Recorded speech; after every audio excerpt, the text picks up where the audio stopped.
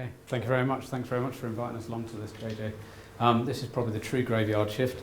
Myself and Matt Wall, who's my senior ecologist at the company, are presenting today. Matt's been held up in a meeting and he's kind of flying here at the moment, so he's about 5 minutes away, so if you hear the door going, that would be Matt coming in. And today we're going to look at green infrastructure resilience and biodiversity net gain, which are two fairly hot topics within our industry, within the architectural world and landscape kind of infrastructure world. So we're going to just cover a few topics today. So firstly, just a brief overview of what we do in the company. Then I've got 3 questions that I just want you to consider through the presentation. What the benefits of green infrastructure are, I refer to it as GI throughout. The impact of climate change and green infrastructure, which is what we've been hearing from Greta and various other people. There have been a lot of protests in London, as I kind of witnessed this weekend at the London Marathon. Wellbeing and opportunity, which are 2 huge topics. Planning policy. There's a few case studies then around trees and green infrastructure. And then Matt's going to take over and look at biodiversity net gain, supporting policy around that. The mandate from the spring statement. The importance of robust baseline data, how it's delivered, and then a case study around that as well. So firstly, as a company, I run, it's an environmental consultancy company. We specialise in tree and ecology consultancy. We also do topographical surveys and measured building surveys. We don't get involved in any kind of structural work with buildings beyond subsidence when it exists. We have 2 offices. The second one we opened up in Macclesfield in 2018. And as a company, we've been going for 10 years. At the moment, I've got 8 full-time employees, and we're looking to try and grow the company this year. And generally, any of our consultants are working on around about 12 projects. And as with any company, I'm sure you all run your own companies, but our biggest kind of challenge is really kind of how do we influence mainly development schemes? How do we make people appreciate what's very often in front of them, be up before it's too late when they hear the chainsaws going? And then also how that looks in terms of natural capital and health well-being. So our main clients are planners and developers, land agents and managers, and just driving up here this morning, just noticed on the one of the tees to the par 3, one massive tree's come down straight across the teeing area, straight across the bench, which kind of highlights to them the fact they've got risk management to deal with, and it was quite apt that I was driving up today, so I managed to have a chat with them about it. We look at kind of feasibility, so anything from feasibility of development of land, and that can be from 1 dwelling up to 5,000-6,000 houses, and then getting people all the way through planning, and just making people appreciate what's right in front of them. This picture here is a scheme that we've been involved in for the last probably 5 years now. I originally surveyed the site back in 2009. It's in Alconbury Weald. It's probably the biggest development site in the country at the moment, but this is what Urban and Civic have decided to do, which is to address green infrastructure from the start of a 25-year build project and actually plant trees now, so when people move into these houses and into the development scheme, they're moving into a mature suburb. That doesn't happen with most developers, unfortunately, but we are seeing it more and more kind of moving into mainstream. So we're there to find a balance between kind of the natural world and the built environment. So the 3 big questions to kind of consider are, would you prefer to live in a well-planned and developed environment where buildings and green infrastructure kind of coexist as one? You can look outside here and it's fantastic, the environment. Listening to people at lunchtime today, everybody feels quite calm and relaxed because you're kind of in the surroundings of what is a fairly nice environment. You go into a city centre where there is just kind of grey infrastructure in front of you and there might be a different reaction. What does it look like to you? What does that buildings and natural environment look like to you? And then thirdly, and this is where we're going with the climate change issue and what we're seeing from Greta, she is the next generation of kind of, not eco-warriors, but somebody who's very informed and very influential now, using social media to her best kind of powers. But are we providing for our children, my grandchildren, those kind of people? Because at the moment we're in a huge kind of hole in terms of climate change, and we have to be resilient to that. So leading on from JJ's, this is Greta. She's a teenage girl who is making noise at World Congress, European Parliament, in our Parliament. For a girl of that age to be able to do that, she's having far more beneficial impact than these guys who have been arrested and classed as basically eco-warriors, very much so in my view. They're trying their hardest to do the best thing for the environment, but very often it's actually kind of creates more problems than good. What we're all trying to aim for is to not see what happened in the 1960s, 70s kind of built form, where we just get concrete jungles, which aren't very inspiring to anybody. You can go into Coventry around here and you'll see hundreds of those kind of buildings, and it's a pretty grey environment. You go to London, and this is where we're looking at infrastructure resilience and in a planned and delivered way. This wasn't just thought about overnight and it suddenly happened. Somebody has really thought back to the Victorian times, the Georgian times. Actually, people have really thought about what they're trying to do in London, and they've created some fantastic parks. As I said, I was down there this weekend and I was only looking around at you're in the middle of St James's Park in the centre of London, and you've got shade, you've got so many benefits in terms of ecosystem services. So we can do it, we just have to try a bit harder. So what are the benefits to us? I kind of break these down into 4 distinct categories, which are physical benefits, sociological and psychological benefits. So we're looking at our health and well-being at that point, and how do we function as a human race. Environmental and ecological benefits, and Matt will look at that a bit further in a little while. And then economical benefits. And we're now being asked to put values on all of the green infrastructure, so where we're losing green infrastructure, where we're looking to gain green infrastructure, we have to put actual financial figures on it. It's the only way we can get, whether it be house developers, engineers, to kind of speak the same language as us. They would tick in pound signs. So we're trying our hardest to use systems such as iTree and Govt to do that. And what we're trying to do is to provide sustained benefits so we can actually enjoy the environment we live in. So it's important to really understand what green infrastructure is. Many people consider infrastructure as kind of traditional networks, underground or above ground of service runs, water runs, those kind of things. And that's fine, because that is ultimately what infrastructure is. And green infrastructure isn't just doing that in a greener way. Green infrastructure has to go beyond that, has to deliver actually sustained benefits to people. And it costs money, unfortunately. It costs a lot of money to put green infrastructure in. But if it is done correctly, then it's multifunctional. And actually, we can see it throughout our towns and cities. You can walk onto most of our towns and cities, see street trees down there, sustainable urban drainage, ecosystems actually starting to thrive.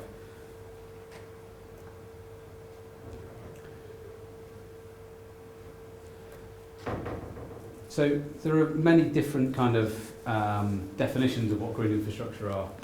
At European level, it's seen as a multifunctional and strategic kind of environmental features, and it's got to be multifunctional. From the National Planning Policy Framework, which is what we all work to in the planning world, it's also recognised as being very important, but it doesn't quite fit the bill in terms of, for myself, in terms of how they define it. We're estimating that about 70% of our population by 2050 will be living within urban environments, so it's really critical that we get this part right now. So this is my definition of green infrastructure. It's a creative and strategic combination of natural and artificial, blue and green, as well as grey, so water, trees, as well as tarmac.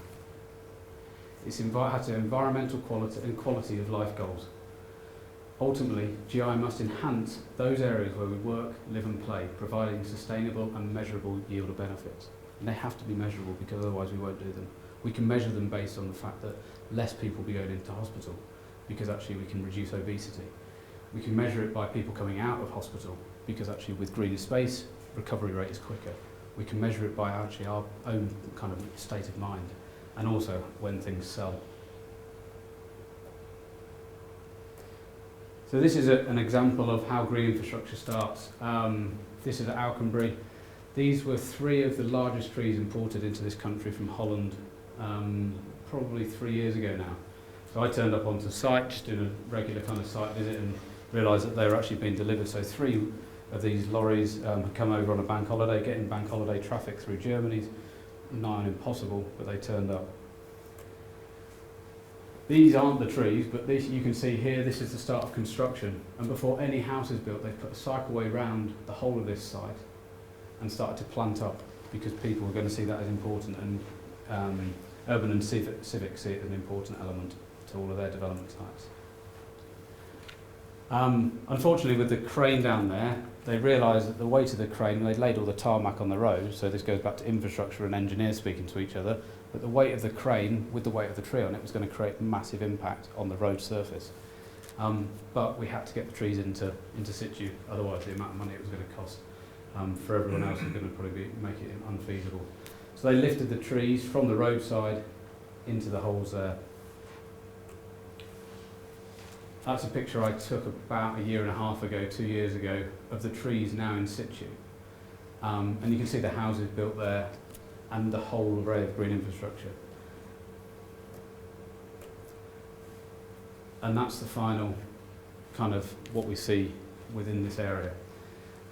So we've got blue infrastructure with a sod and drainage put in here. We've got trees planted.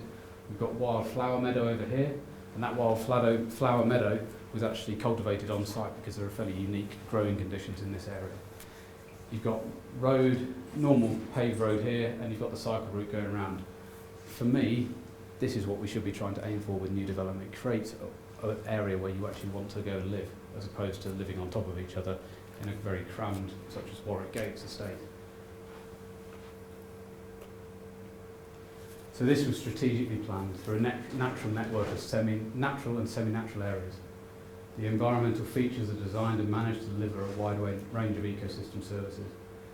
And not only that, but the developer has found it much easier to sell their houses at a much higher value than what the general rate is around that area. It's a really kind of unique development site. So green infrastructure and climate change, they do go hand in hand. Climate change in its simplest form is the change in global temperature or regional temperature by increased levels of atmospheric carbon dioxide and produced by fossil fuel burning. So trees naturally will absorb some of this. They will absorb the sunlight, they'll absorb carbon dioxide, and they'll produce oxygen. You can see here, this is Stratford upon Avon, and actually the trees provide many benefits in there, not only for shading for people who are there, but actually in terms of actually taking out some of the pollutants out of the atmosphere. So in terms of the fairly simple process, this is all we're trying to do, is to get the sunlight or normal daylight, some rainwater. We've got the industry on the left hand side, the house building and the cars.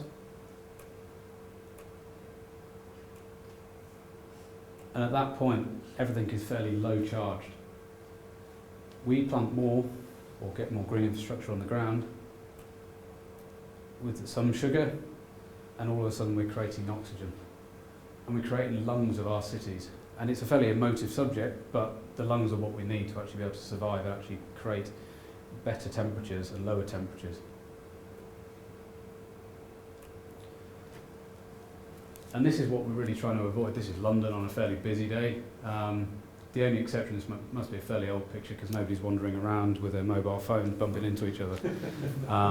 So it's probably taken, I don't know, 10, 15 years ago. But it's a fairly grey surrounding. This is London on a fairly sunny day down on the south, on the embankment side, South Bank. And you can see the benefit that that actually provides. Okay, it's a bit of a sunnier day, it's not as drab as the one on top, but actually it's a far more pleasant environment. And having run down there at the weekend, or last Friday, actually, I ran down there, it was very chilled out, even though there were cars coming up and down, cyclists everywhere, but actually you feel far calmer than what I would do in that scenario. So they do naturally reduce climate change. They also provide air conditioning, which actually to businesses reduces your costs fairly simply. They remove 10 million tonnes of atmospheric carbon every year. That's fairly significant in terms of actually what we're taking down is doing. And they reduce the urban heat island, which we'll look at in a second. Also, contact with the urban forest will improve your concentration. So 5-10 minutes at lunchtime or in a break will actually make you a better person in terms of your work capability later on. So for me, within our work, we all go out for like walk and talk meetings, because actually we find it much better in terms of how we concentrate later on during the day. And there's a lot of science behind that shows that does work. So in terms of the urban heat island, you can see here, this is it's probably around about 5-degree change once you go from rural into the cities. And you can witness that whether you go into Birmingham, whether you go into London. And this is because we have so many high-rise buildings, so much kind of emissions within those areas, and very little canopy cover. But we can introduce the canopy cover fairly easily, as you saw from the introductory picture from London. So we can reduce that. And in terms of health and well-being, which is one of the major areas of concern at the moment, these are my children at the top here. This is what they do every day. We don't let them have computers because actually they need to be children. They need to understand what life is about ultimately. The other picture, and I'm going to show you a picture later of what it now looks like. This is Edinburgh last summer, and you can see the impact of how much shade those trees create, and also the green atmosphere and green infrastructure there, which people are enjoying. So it impacts on our state of mind. Increasingly, we're under more and more pressure and stress because people want things delivered ASAP with everything we do. It's not like 20 years ago where we would post things out. People want things doing quickly. So we are putting ourselves under pressure. So we need to interact with a much calmer space. We're in the midst of the greatest global warming temperatures because of our human activity.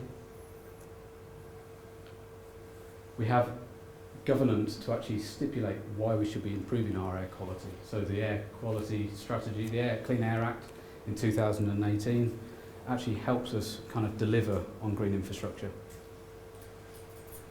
In terms of health and well-being, we are seeing the greatest obesity crisis we have ever seen in history. And actually getting out amongst and being active by creating nice environments where people want to go, that will reduce obesity. And we have the scientific research to actually show that all of this works. So at the top there, everyone's favourite person, I'm sure. He doesn't believe in climate change. I think most scientists and most people with any knowledge probably don't agree with him that it's not going to happen. So this is the opportunity that we have. We have an ability now to actually create something for the future to protect our own environment. However, we have to make fairly big decisions, and decision makers within national and local government also have to be on board with this. Resilience comes from planning everything. Resilience doesn't come from planting, as we have done for years, one species of tree or using one species of grass. As we're seeing ash dieback, which is kind of going through the country, as did Dutch elm disease, we're going to lose certain trees, certain species. We've got issues with London plane trees now. We've got issues with oak trees. So the resilience comes through having diversity, and that's diversity of both age and diversity of species. But it also takes implementation and future care. We have some great initiatives in this country, and we're doing more development than we've ever seen. So if we're developing more and more, we should be implementing kind of green infrastructure within those things and making it as policy. And this can only be done through collaboration. It can't be done through me as a tree professional saying that it needs to be done. It has to be done with landscape architects, engineers, because engineers are able to kind of develop things over the top of routes or underneath routes, with architects, with planning consultants. So it does take everybody to work together.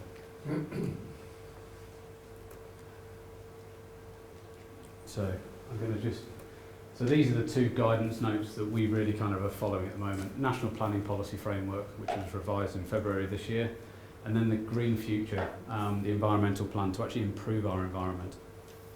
These are two key documents that go into a lot of detail.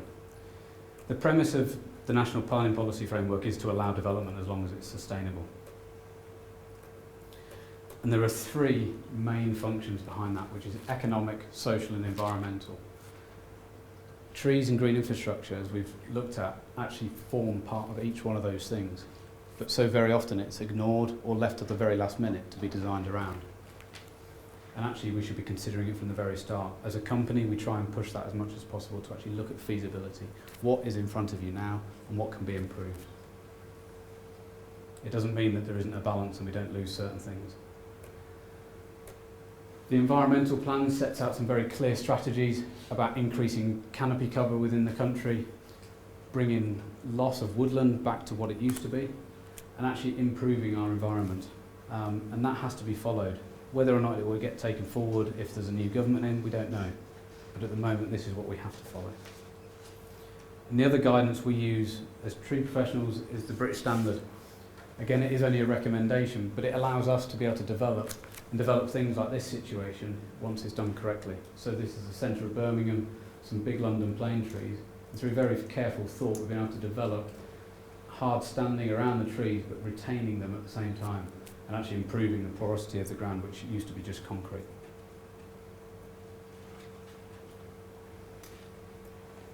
So this is an example of where things can go wrong. This is Stratford upon Avon Hospital. This green space actually extends over to this side as well. It's about the same size as a football pitch. It's a brand new hospital. To me, that isn't the most inspiring place to go and kind of try and get well, basically. I've actually offered my own personal time to go and plant some trees for them, because that's how they're going to leave it. And actually, in terms of recovery rates, trying to get people out of the door rather than into the door, it would be far more beneficial for them to have some trees there. So this is how it can be done incorrectly. Another example of how it can be done incorrectly, and I'm sure you have all seen what's happened in Sheffield over the past 18 months, people being arrested and what have you. This was all about street trees being felled. A lot of it because they were complaining about humps in paths like this. But you can see the impact, not only what has probably done to that property value, but actually what it's done to the overall look of that street by removing trees. And having removed significant quantities of trees in Sheffield with no real reason through PFI contracts, this is happening frequently. Unfortunately, it has been stopped, and today, just in the news, I've just seen that they're actually looking to repair roads whilst retaining trees. That's what public protest have done.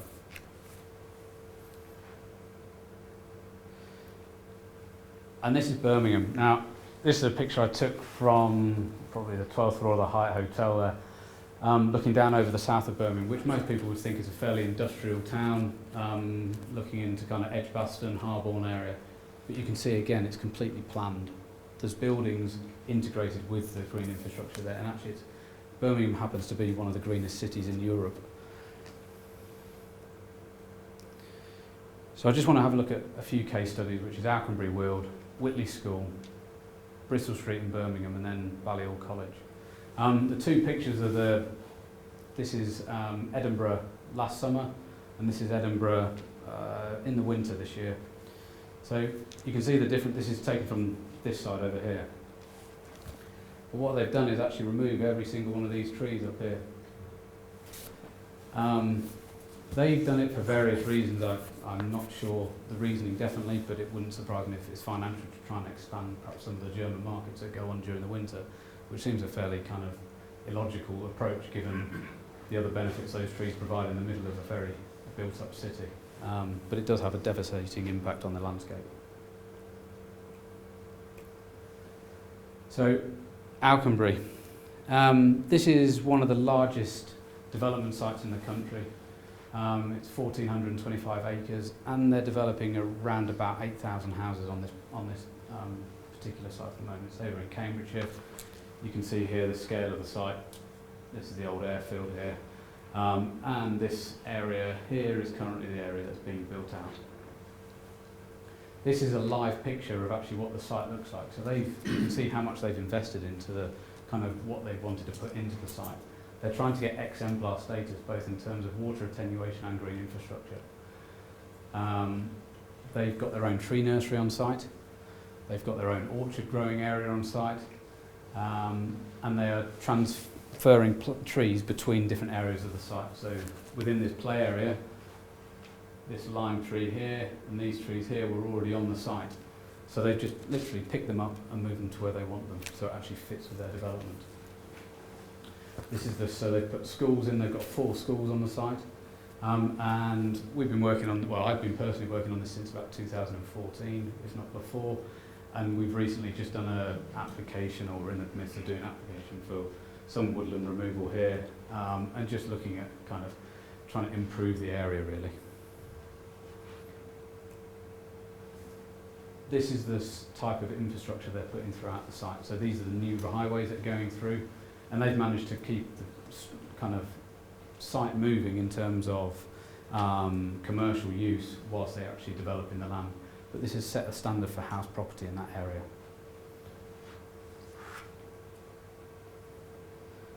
The second site is Whitley School, which is in Coventry. This is a site where we were asked to undertake tree surveys. It's on the edge of ancient woodland. It's a special needs school. So actually the education and the environment that these children are learning in is vitally important. As I said, it's in ancient woodland. It's got probably 3 of the oldest trees in Coventry on the actual site. So this is one of the front ones. The oldest tree in Coventry is just to the left of that. This has now been built out, and it does look exactly the same as this kind of CGI image here. The amazing thing about this site, and one thing that we're quite proud of as a company, is that the biggest criticism about this site, which I would not expect, would be due to bird noise. For me, that's a feather in the cap. If a sound engineer is going out and saying bird noise is the biggest problem at this site, when you've got special needs kids there actually doing all of their work, that should only encourage them to work and make it far more peaceful and relaxing in inner city Coventry.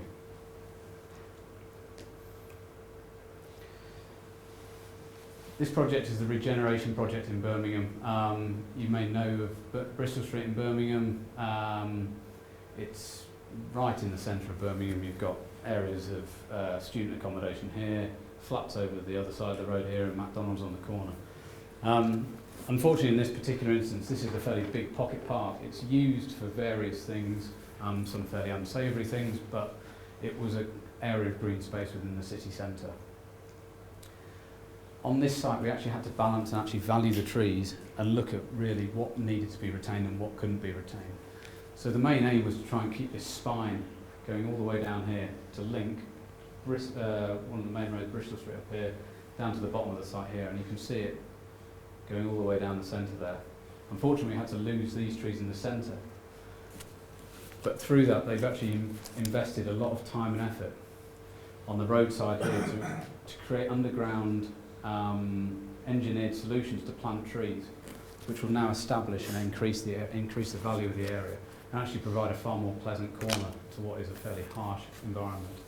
I think they've probably trebled the number of trees that they're actually that are on the site, and hopefully for the future it will improve the area.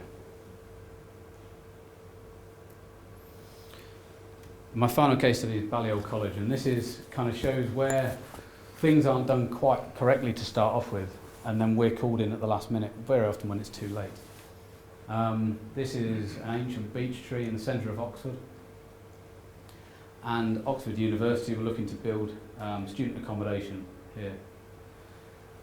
The student accommodation has to be at a certain size so they can maximise their return on investment ultimately, because students who go to Oxford are paying generally a huge sum of money to be there and to live there. Unfortunately, when they got to actually constructing this, when BAM started the construction work, they realised that the canopy had been incorrectly measured and it was overhanging the actual building line. That wasn't our involvement. The involvement that we had was to actually try and get them out of this problem, because at that point the City Council were about to refuse the application and ask them to withdraw it, which would have cost them millions of pounds. So we've gone in and we've actually laser measured the whole of this tree to within around about 20 centimetres of the canopy. And what they've realised is that, okay, it looks like it's probably going to cut off half of the canopy, but there is an option to reduce some of these branches and actually develop the building next to the tree and actually create that as a bit of a courtyard within the area. So that's now been approved through quite a lot of negotiation with the council, and we're now looking to improve this area here underneath it, to put some seating within it, to improve the kind of porosity of the area, aerate the soil and actually develop the land, and that's now well within construction. But it shows the problems when things are considered very late in a stage as opposed to very early on in a stage. It can create millions of pounds worth of kind of damage to a planning application. So our overall aim is to create social areas, environmental blue and green space, which is resilient to what we actually do within it, to improve the economy of the area, and to give everyone a sense of place and space. This is Stratford upon Avon, and I think they've done it's a fantastic example of actually how, when you get it right, what it looks like. So I'm going to hand over to my colleague Matt now, who's come running through the door, and he's going to talk to you about biodiversity net gain and the importance of that through planning as well. So I'm going to talk to you today briefly about biodiversity net gain and offsetting. It's not going to be too in-depth, I hope, but it's just going to give you an idea of what's coming and what's going to be required. So I'll be talking about what biodiversity net gain is, what the supporting policy and government commitments so far are, what the process is overall, so how we actually tackle biodiversity net gain within our consultancy, baseline data that you need, what a biodiversity impact assessment is, and sort of just to round it off with biodiversity net gain and biodiversity offsetting as well. Also want to welcome questions. If you want to interrupt me at any point, that's absolutely fine. So what is biodiversity net gain? It's ultimately the process of leaving a site or project in a better condition for biodiversity than when you found it. This is usually through habitat enhancement and creation.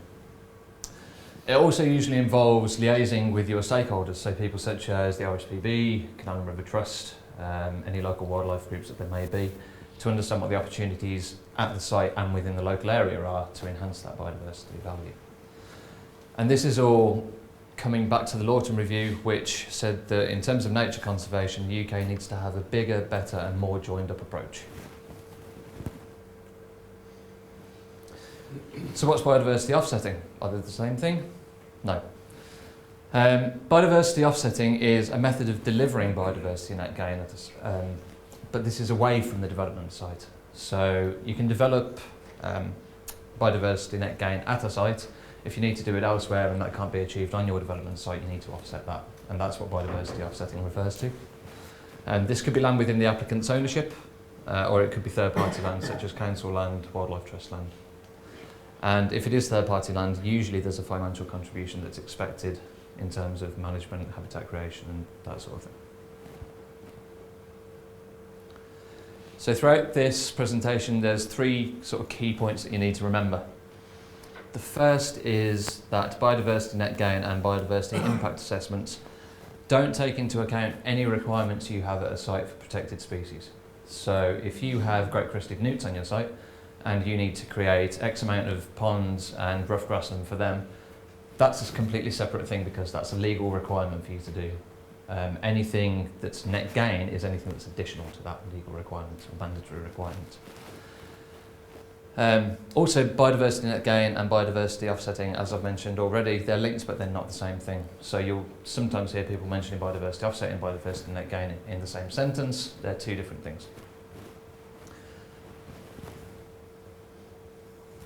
So coming on to the supporting policy and government commitments, as I'm sure you're all aware and Pete's mentioned already, the government have made their 25-year environment plan, and they made a commitment within this plan to consult on making biodiversity net gain a mandatory process. And surprisingly for the government, they have delivered on this commitment, and the consultation was undertaken between the 2nd of December 2018 and 10th of February this year. So this was an open consultation, RSPB responded, RTPI, RICS, there's quite a wide range of responses to this consultation. Generally speaking, responses have been positive, so there's an awareness throughout, I think throughout the country at the moment, as Pete also briefly touched on, that we need to be doing more, we need to do better. And one of the things that also came out was that there needs to be potentially a little bit more thought into how biodiversity net gain is delivered. Following the consultation, there was a commitment within the Chancellor's spring statement to make biodiversity net gain a mandatory requirement for new developments. The exceptions to this at the moment are householder applications and potentially small applications, including brownfield applications.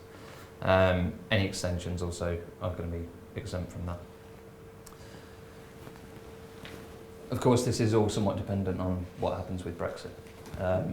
It's worth mentioning that the mandatory requirement for net gain will be set out within the new Environment Bill. So Michael Govt said that this could be 1 to 2 years at the moment in the making. We're not sure when it's going to be, and we don't know, depending on what happens with Brexit, whether it's actually going to happen. So now I want to take you slightly more in depth and just give you a summary of the process of how we deliver biodiversity net gain on our sites. So the first step in the process is for the ecologist to get out on site and find out what have you got. So have you got 4 acres of hard standing that's not going to be of much value and it's going to be really easy to deliver biodiversity net gain, or have you got a woodland that you want to stick a house in the middle of and it's going to be a little bit more difficult? From this initial assessment, we then say these areas are easily developable. We think these areas you can do. These are the areas that are a little bit more difficult that ideally we think you probably need to avoid. That's not to say that we don't recognise that there are situations where you have to develop those areas sometimes. But obviously our preference is to retain and enhance those because it makes the whole overall process a little bit easier. Once these areas are decided, we then speak to the landscape architect and come up with a bit of a plan as to what that habitat creation is going to look like on site. So are we going to give you grassland? Are you going to plant some trees? Put ponds in? Once we've got that plan, we then complete what's called a biodiversity impact assessment calculator, which is a fancy word for a spreadsheet with a load of numbers that don't make sense to a lot of people, sometimes including me. But it's essentially a spreadsheet that gives you your habitats on site before the development and then your habitats on site after the development, and it takes the biodiversity value of those two and determines whether you've ended up with a net gain or a net loss or no net loss. Once we've done that calculator, ideally we would have a net gain, but sometimes you don't, so you then would go back to the drawing board, put your habitat plans in, make them a bit more refined. Eventually, we would hope that you get to net gain. When you do, you would then submit your ecological report, your landscape plan and your calculator with your planning permission. So the ecological impact assessment, that will tell you what habitats you're impacting and how you're mitigating for those impacts. The landscape plan will tell you the detail of what habitats you're creating, and the biodiversity impact assessment calculator should be a transparent tool for the local authority to look at that application and say, this is what they had before, this is what they're creating, it's clear cut, they've got a net loss or a net gain or however it is. If once you've revisited your landscape design you find out you don't have a net gain still and you can't achieve that on site, we then go to what I mentioned earlier, which is the biodiversity offsetting approach. So this is where you haven't got the ability on site to deliver the habitat that you need to offset that. This can be either on land that you own, or it can be through liaison with the local planning authority or local wildlife groups. Usually they have an idea of where they would like their habitat to be created through their green infrastructure strategies and their objectives if they're a local wildlife trust. Can I ask a quick question? You can. Would that have to be in the same sort of local authority area for them to approve? Generally, yes, it would be. I haven't come across any schemes where we've delivered it in a different area yet. Right. So you would agree the location and the type of habitat to be created, and then you'd essentially go back to your landscape design. So you'd find out what habitat you're going to create at that offsetting site, plug it into your calculator, then by that time we would hope that you would come out with a biodiversity net gain. And again, you'd submit this to planning, and anything that you've agreed within that would either be secured by Section 106 planning conditions and things like that. So this is just a brief section on the biodiversity impact calculator. It's completed by the project ecologist, so it's not something that the architect, landscape architect, or the client has to complete themselves. Obviously we make it available, but it's something that we need to input to. It's, like I said, it's a spreadsheet giving you the areas of your habitats, the value of your habitats, and we as ecologists need to be completing that. And it just acts as a guide to calculate the level of biodiversity net gain likely to be delivered at your site. So, speaking about net gain, sometimes you'll hear biodiversity units mentioned. These are essentially what I like to think of as the sort of currency for biodiversity impact assessment. So to give you a rough idea of what biodiversity units are and what habitat equates to a biodiversity unit, 1 hectare of woodland counts as 18 biodiversity units, and conversely amenity grassland and gardens and lawns are 6 and 2 respectively. So the more valuable the habitat, the more biodiversity units are assigned to it. Does that make sense? Yes. Sorry about the title, I'm not sure what's happened there. So coming on to the baseline data, as ecologists, it's critical for us to identify the habitats on site correctly. For example, unmanaged improved grassland and poor semi-improved grassland aesthetically can look quite similar.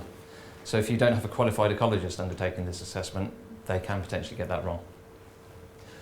The difference between that, the implication of that is that poor semi-improved grassland is more valuable than improved grassland. So later on down the line, as we'll see on the next slide, this can potentially have financial implications for your development.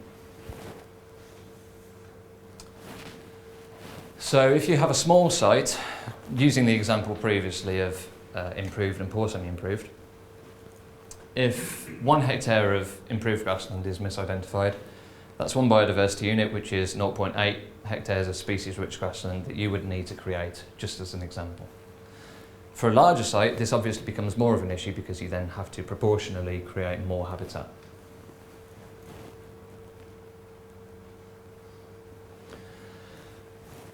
If you then can't deliver that net gain on site, so if you've done all your landscaping scheme and you've decided that actually that 0.08 hectares of habitat can't be delivered on site and you've got to offset it, this then has financial implications because you have to contribute towards management, habitat creation, legal agreements and insurance as well. As an indicator, and this is assuming 30 years of management as well, which the biodiversity impact calculator that I'm using at the moment caters for. 0.08 hectares of species-rich neutral grassland could cost 40.5k to offset. So by misidentifying 1 habitat, there's a potential financial implication there. Again, proportionately, if you go to the larger sites, 0.85 hectares of species-rich neutral grassland, management for 30 years, 328k. So you can see that there is quite a substantial financial implication here, which is why it is incredibly important if you are doing an ecological assessment, instruct a professional ecologist, because they will be able to tell you this is the habitat that you have and this is what you're going to need to offset it. So just going back to the financial charges, what do they include? As I've already mentioned, the setup fees, so any Section 106 agreements, a management plan and 1 revision of that management plan after 15 years. So within the Green Infrastructure Strategy for the Council that have developed one of the impact assessment calculators, they have asked that any habitats that offset is managed for a period of 30 years, and that's to ensure that there's a long-term gain of biodiversity. Habitat creation cost, obviously having people on site sowing seeds, planting trees isn't free, so there's a cost there. There's also the maintenance and management cost. So for example, grassland cutting that every year, you need to get a management company to do that, and there is also an insurance contribution to that as well. So just moving on to how biodiversity net gain is secured in planning.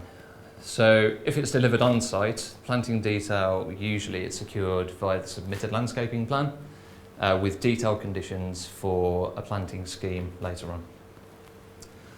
A management plan is also required because it's not just good enough to say, oh, we're going to be creating 4 hectares of species-rich grassland, because if you haven't got a management scheme behind that that actually says this is how we're going to deliver that and make sure that it's delivered, then it's not guaranteed to be achievable.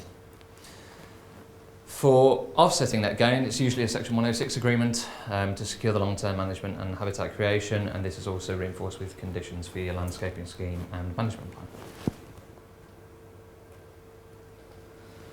So, as an ecologist, our responsibility to you as the client is to identify whether net gain is required in local policy or not. So, as I've already mentioned, at the moment, there are few councils within Warwickshire, in fact, most of the councils in Warwickshire are quite good with biodiversity net gain and have made it strengthen the requirement within their local policy. This isn't the same throughout the UK, so if you're working throughout the UK, check with your ecologist to make sure whether biodiversity net gain is a requirement in that area. We also need to identify the areas to avoid and develop. Any good ecologist will be able to get on site and tell you this habitat's valuable, ideally you want to avoid that, or this habitat's not great and we're probably okay to develop this. Once we've identified those areas, we need to work out what habitat creation is likely needed, potentially how much it's going to cost you, what the maintenance of it's going to be like. So we should be informing you, not just, oh, we're going to create 4 hectares of grassland here. We need to be saying we're creating 4 hectares of grassland here, just to make you aware there are management implications with this, there are cost implications, and you need to manage it for a set period of time. And finally, liaising with the landscape architect to devise the appropriate habitat creation scheme. And it's not just the landscape architect, as I've mentioned, it's the local stakeholders as well. So if you're engaging with the local community, especially local wildlife trusts, friends groups, people like that, they will know generally the area better than we do from one site visit. They know what needs to be delivered and how habitat creation and enhancement can work. So now I just want to come on to a brief case study. So the site that we're looking at, in fact I'll bring it over onto this slide. So this is a site that we worked on 2 years ago. It's a golf course, which is appropriate to the location today, which was handy. So the site that we were working on was the red line boundary in the bottom right corner, and from the aerial it looks like pretty dense woodland, looks fairly good. But actually when you get on site, a lot of the trees were quite immature, some of them were sort of physiologically suppressed. It wasn't the best woodland. There was lots of scrub encroachment, lots of shading, very little ground flora coming through. So in terms of woodland, what I would class as a good woodland, it wasn't the best. The client wanted to put 2 houses within the woodland, which was okay, but obviously there was a requirement within the local policy to deliver net gain. Now, as I mentioned previously, woodland is one of the more valuable habitats. So ideally, if we were brought onto this scheme, it would have been easier at that early stage to say, have you got anywhere else potentially that you could deliver? Or have you thought about biodiversity offsetting because you need to in this instance? So what we came up with as a solution for this was to create a larger habitat of a slightly less valuable habitat. In this instance it was semi-improved neutral grassland, which was species rich. And that was delivered in the blue square at the top. So it was roughly, I think it was about 2.5 times the size of the woodland. But it was a very species rich grassland that we ended up creating. The habitat in there before creation was borderline improved grassland, semi-improved grassland. It had a bit of a mix. So we ended up essentially offsetting the impacts from there into there, and because it was their own land, they didn't have to pay any financial contributions to the local council. They detailed the management plan within a condition. All of the groundskeepers bought into it, so we had a conversation with the groundskeepers prior to submitting the application saying, this is what we're thinking of doing, this is the management we're thinking of doing, does that make sense to you? They bought into that. And now it's turned into quite a nice grassland. It's got more species by far than it would have if we'd left it to do its own thing. And the client was really happy because it meant that they didn't have to put a financial contribution of, well, what would have been quite a large sum of money to the council. Thank you very much for your time. Any questions at all? I've got no questions, but I just wanted to point out that HS2 is cutting down trees at the very moment on the A46, just there. It's 5 miles up the road, 1 mile by 50 metres, both sides of the road, with no requirement to go to planning, local landowners, stakeholders, anything, and they're probably going to plant some little trees somewhere over there, but that's 50 years of, they killed everything. Yeah, so... that's an infrastructure project. Yes. Which is nationally government funded. Yeah. And completely seems to be against all that you've just said. I appreciate that. The HS2 have their own standards for net gain. So essentially, they've agreed to, as some of you may be aware, no net loss instead of no net gain. To cut anything down. To an extent. There are, I do know that there have been a lot of detailed ecological assessments for HS2.